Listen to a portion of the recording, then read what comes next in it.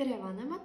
Täna ma tahan teile näidata lauamängu, mis meeldib kõikidele lastele, nii poistele kui ka tüdrukutele. Ja see mäng meeldib just sellepärast, et see on meeskonnamäng. Ehk lapsed ei mängi üksteise vastu, vaid nad võidavad koos ja kaotavad ka koos.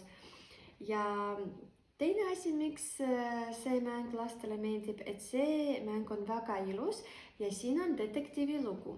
Et ma näitan teile, mis on mängu sisu, sest siin on väga palju elemente ka, et sellepärast see mäng ka lastele meeldib. Meil on selline armas varastaja rebane.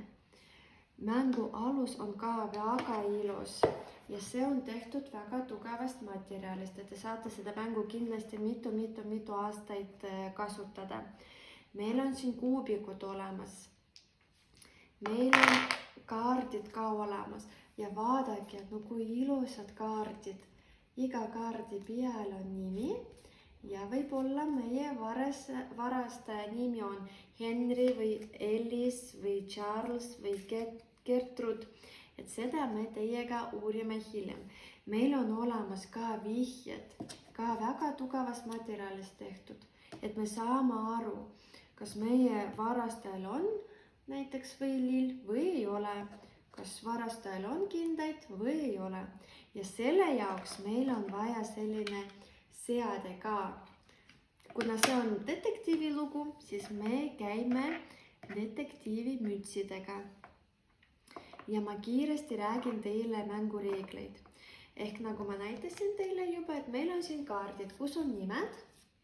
Ja kui te mängite neljakesi, siis igal inimesel on näiteks 4 kaardi komplektis. Meil on siin vihjed ka. Paneme kõik neid tagurpidi. Meil on veel eraldi kaardid, kus on just nimed, et kes on see varastaja, aga siin on lihtsalt täpid peal. Ehk siis ühe sellise kaardi ma panin juba siia sisse.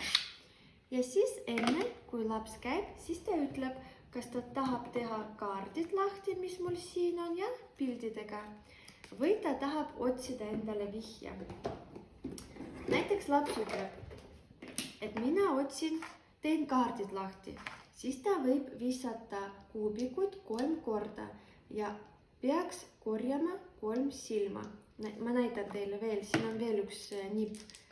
Ja praegu näiteks mul on siin silm olemas, siis seda kuubikud ma rohkem ei pea üle viskama, vaid võtan neid teised 2 ja mul ongi siin tuli 3 silma.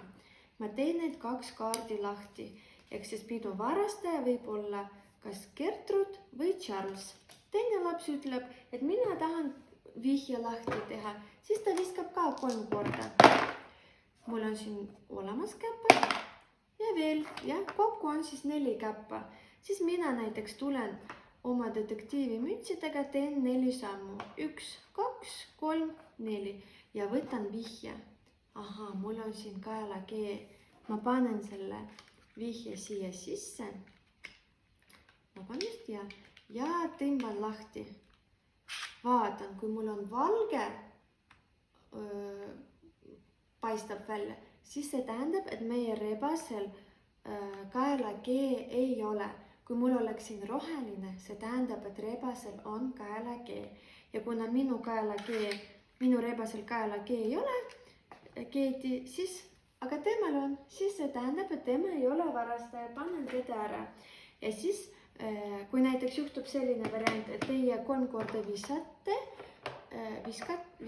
ja siin näiteks ei tulnud 3 samasugust asja, siis rebane teeb 3 sammu. 1, 2, 3 ja meie peame tegema vihjed ja kaardid lahti enne, kui rebane saab oma piruga kätte.